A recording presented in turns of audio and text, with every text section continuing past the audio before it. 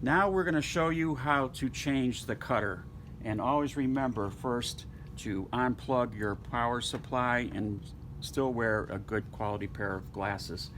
The next step you're going to do, you're going to take your 2.5 millimeter Allen wrench and you're going to remove the 4 button cap screws on top to remove the shield.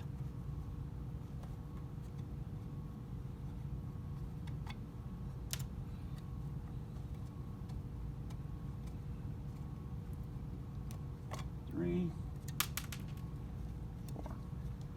And remember, the screws have a little felt washer there. You want to make sure you put them back so it doesn't crack the shield. You remove the shield. The key machine comes with a spanner wrench and a cutter removing bar, and you will notice that on the cutter shaft itself is a hole. You would place the bar in there to lock down the cutter shaft, and you would put the wrench on the cutter nut, and since it's a left-hand thread like most key machines are, you would pull down and loosen the nut.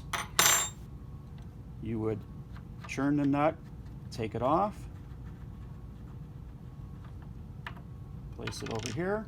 You would take the black washer off and you would remove the cutter wheel. Now once you did that and you have your new cutter to install, you want to make sure you use a nice chip brush and clean. Make sure there is no chips around, because if there are, it would definitely cause a wobble in the machine, in the cutter, and throw everything off. So once you got everything cleaned up, you want to clean your little cutter washer, your nut. You take your new cutter and install it. Place your black washer and screw on your cutter nut.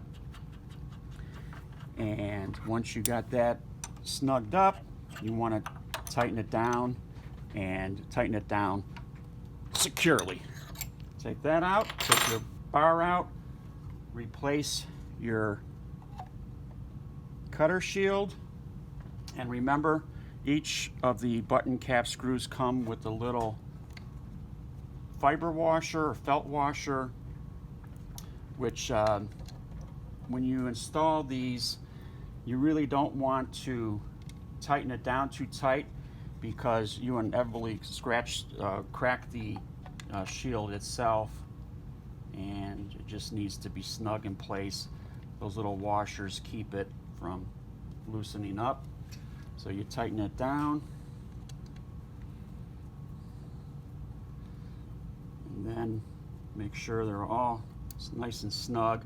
Like I said, don't over tighten them, just snug them down till they hit the surface and it is secure. So you want to get all of them down.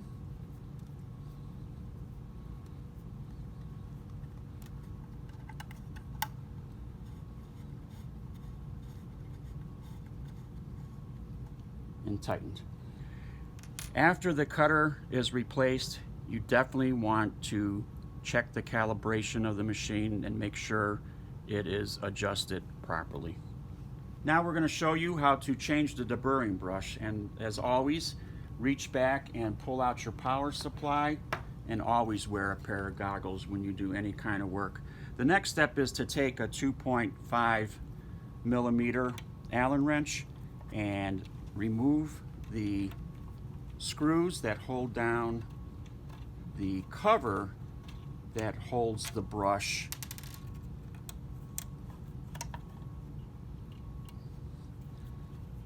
This way you can easily access it. And there's one on the bottom. Remove that.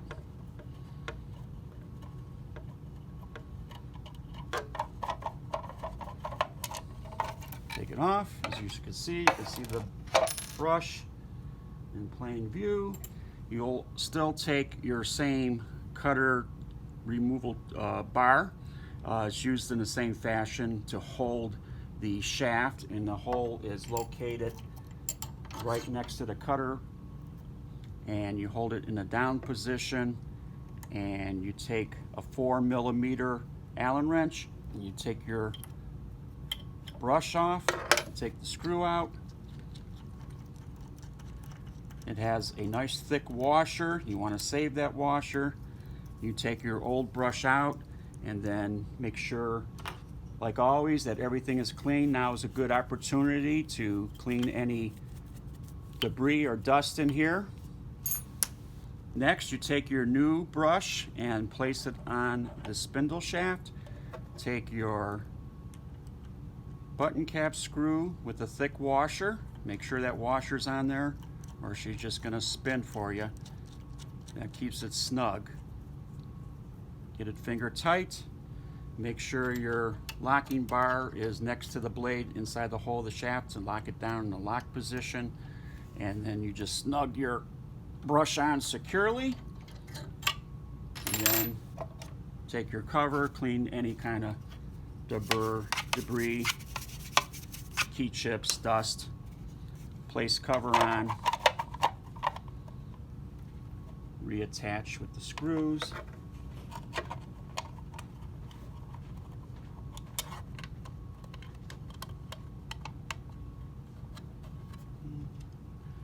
Line up the holes. The best thing to do is just get them started, and then you could tighten them down. Get your Allen wrench there.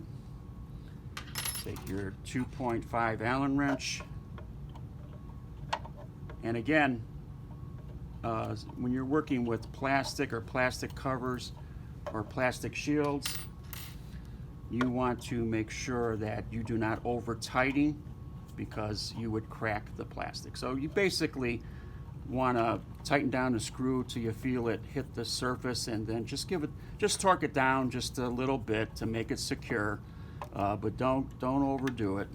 She'll hold into place, and it's a safety shield to keep chips from flying out when the key is deburred.